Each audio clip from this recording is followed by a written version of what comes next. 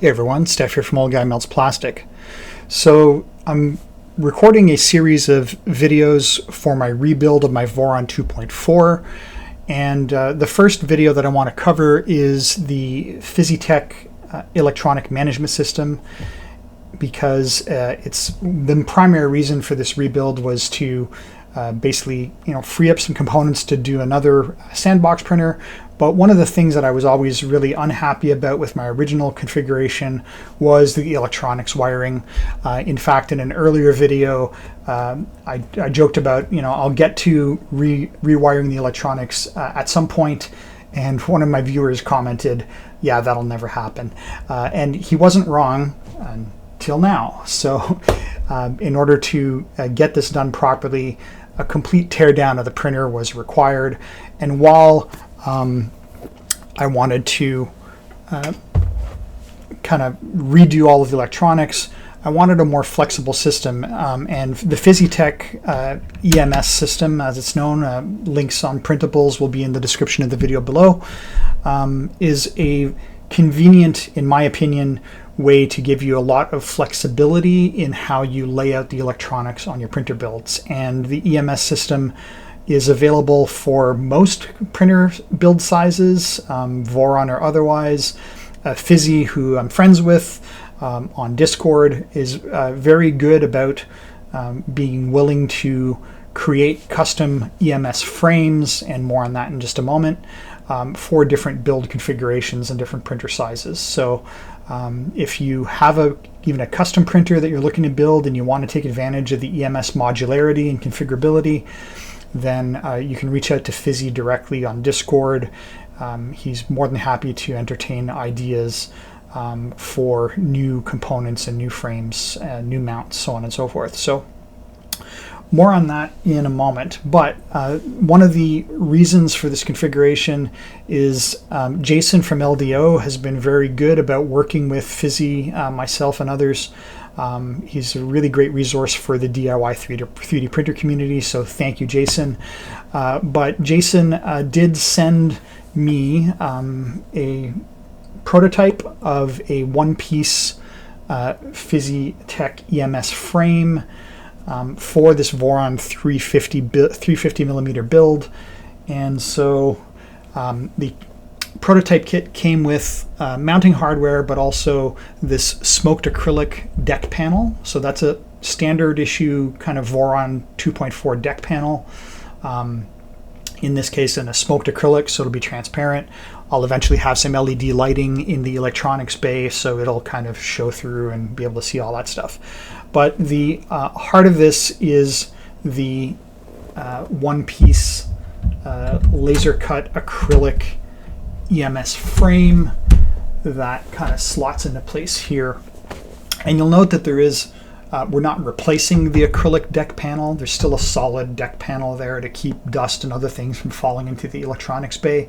But we are basically putting this EMS frame in place underneath the deck panel, and there is a probably 12 or 13 millimeter gap. I haven't measured it exactly, but I can stick my finger in there to some extent. But what makes this one piece frame interesting is normally you can 3D print your own frame, but it comes in quadrants. And so you have to mount each quadrant separately and then join them in the middle and so on and so forth. But this is a possible future option from LDO, where either you can buy the EMS frame as an add-on, or maybe it'll be added on or included in future build kits. So they're gauging the popularity and response from the DIY community on whether or not this is something that people want to see in their printers. So expect that, and again, I don't have any future plans. I'm not LDO, but the expectation is they want us to kind of give it a shot and create some content with it to show off why EMS can be useful. And so we're going to apply this onto the printer as one of the first steps. Now, caveat, if you have an existing printer and you're not looking at tearing it apart completely, you can see I've got all the Z drives removed here in order to fit this in.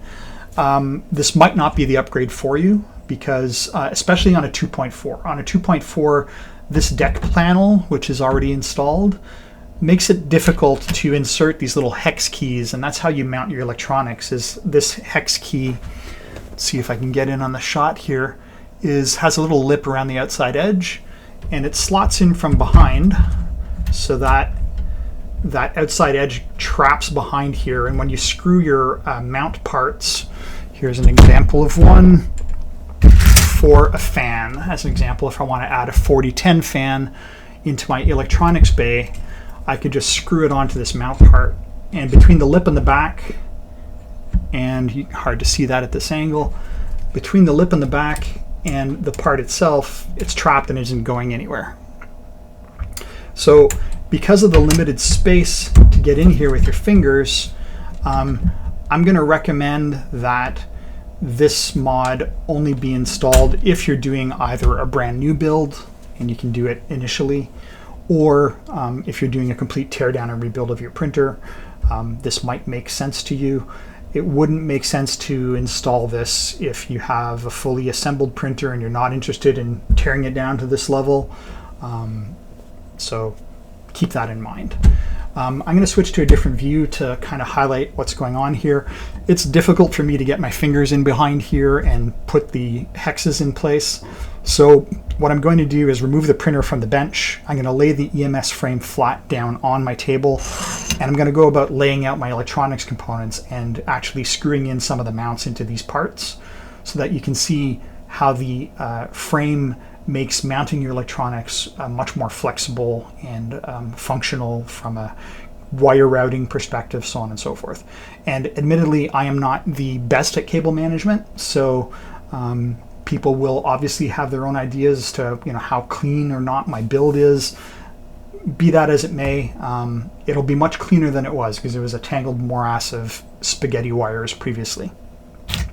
All right, pausing the video here, and we'll see you back on the other side.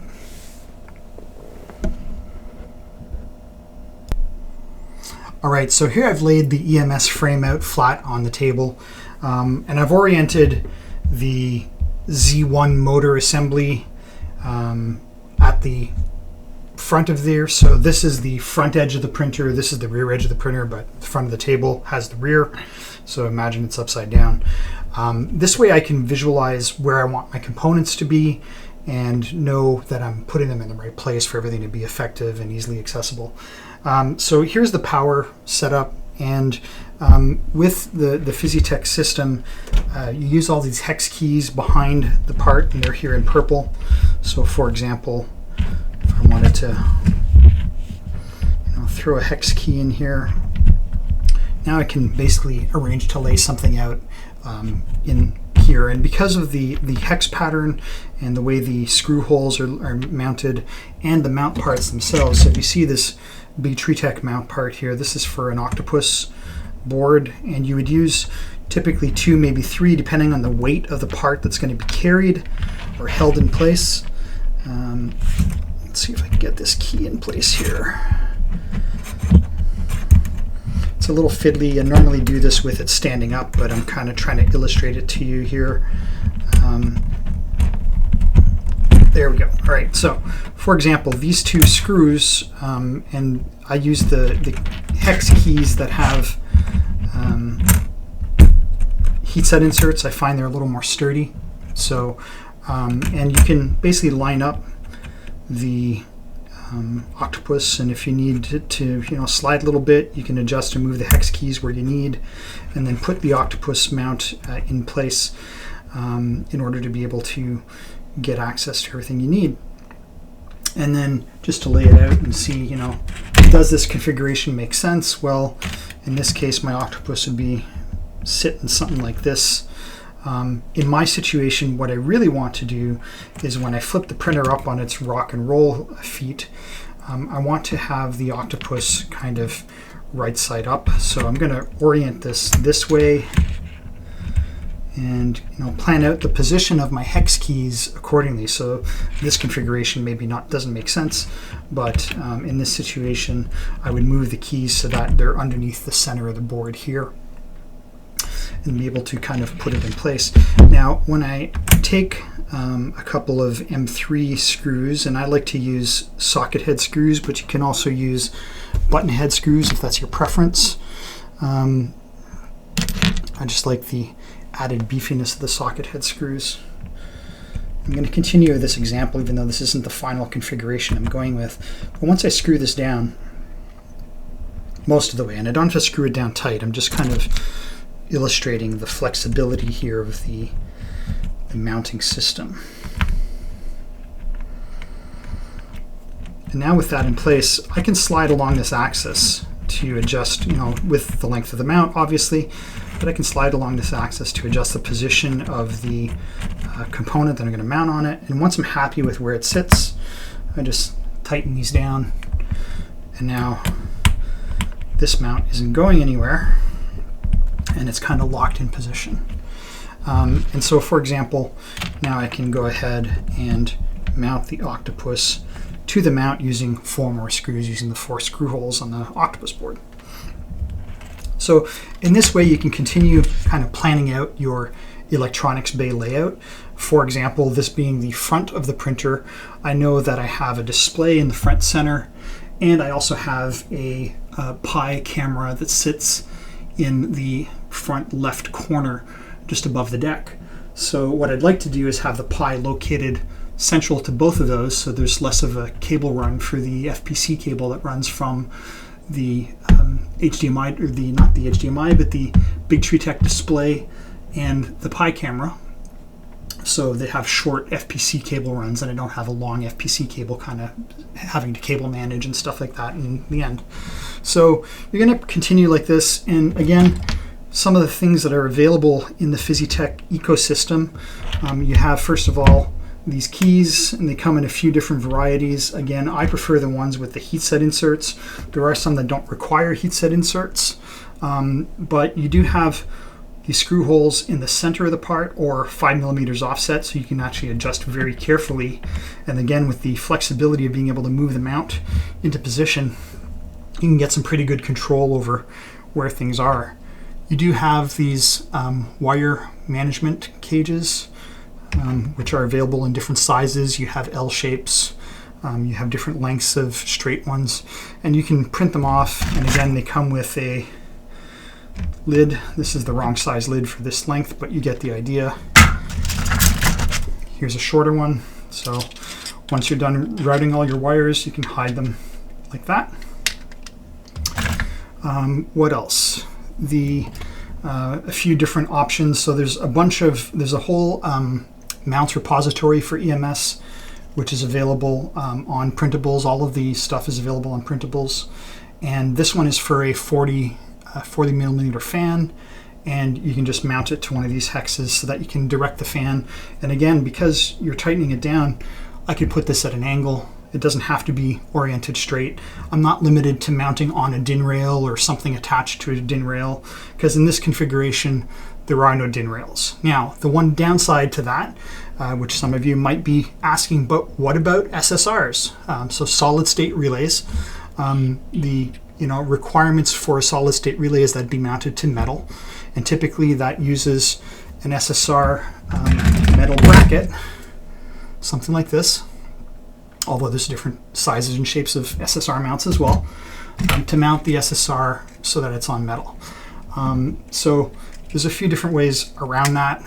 There are mounts available to mount one of these, basically, and what I would do is I would just mount it so that it's either in contact with a part of the metal frame, or run wires to the metal frame to have that continuous metal connection there, so that the SSR is properly grounded and can use the metal as a heat break. But for most of the components, this works really well, and as you can see, you can have quite a bit of flexibility in the layout and placement of your electronics. This is a mount for a Raspberry Pi, so I'm going to basically locate my Pi probably there as an example, so that it's roughly equal distance to the display and then the camera that I have up in the corner. In this case, I can use my fan assembly on the Voron 2.4. I know my fans are going to sit about here, my eBay fans. So what I might actually want to do is throw the Pi right in front of the fan like that, so that it provides cooling to the Pi when the electronic bay fans are going. You could also obviously mount additional fans on top of the Pi itself. What else? As I mentioned, you have different configurations, different mounts available. So here's a 48 volt LRS 100 power supply. Here's the LRS 200 power supply, and I'm not saying this is the configuration I'm going to go with. There's a mount here for some Wago clips. So again, your Wago clips could be mounted somewhere here near to the power inlet. And then with the wire management that's available, you can tidy up your electronics bay. It'll look pretty good. So I'm not going to go into all the details of how I'm wiring up my eBay. I just wanted to kind of illustrate some examples here of what's possible with the EMS system. Now, once I have all of my mounts wired or locked in place, and I'm happy with the configuration, then what I can do is take the panel with the mounts already attached and put the EMS frame, the EMS frame into the electronics bay underneath where we saw earlier in the video. It'll go. So, and then I can screw it in place using these screw holes around the outside edge. There's 12 brackets to kind of hold it in place against the frame so that the EMS itself isn't going anywhere, it doesn't vibrate. And this is, again, made, the frame is, this one piece frame is made of laser cut acrylic. You could 3D print it out of ABS or any other material you want. You could get it laser cut out of different materials if that's your preference. So a lot of possibilities here. And really the flexibility is the thing that I like the most about this system, is you can put your components wherever you want and orient them in whatever fashion. If it makes sense for you to, if you got space and it makes sense for you to orient something on a 45-degree angle or a 30-degree angle or a 60-degree angle, you absolutely can. The sky's the limit here with what you can do. And again, mounts for most components, common components, are available on printables in the mounts repository for FTEMS mounts repository. I'll put the link in the video below. And you can download the mounts that you need, print the enough mount hexes to be able to mount those. I probably don't have enough here with the ones that I've got printed. I'll probably need to print some more for everything that I'm laying out. But once you've kind of got your layout planned, whether the EMS frame is already affixed to the printer or whether you're installing it after the fact, it's very easy then to go and bolt in all of your components, and then with the wire management that's available, you can very easily make it look nice and clean and pretty. So that's an example of the EMS system. And again, I'm going to continue doing this. Once I complete everything and have it installed in the printer, I'll show the finished product in a future video. But that'll be it for this video for now. And do check out the links in the description below. If you have any questions about the Fizzy Tech EMS, you can log on to the Fizzy Tech Discord server. Fizzy himself, very easily reachable and loves to expand upon what his EMS system can be used for. It is available already for many DIY printer configurations, but he's not above creating new custom mounts and custom frames for different situations.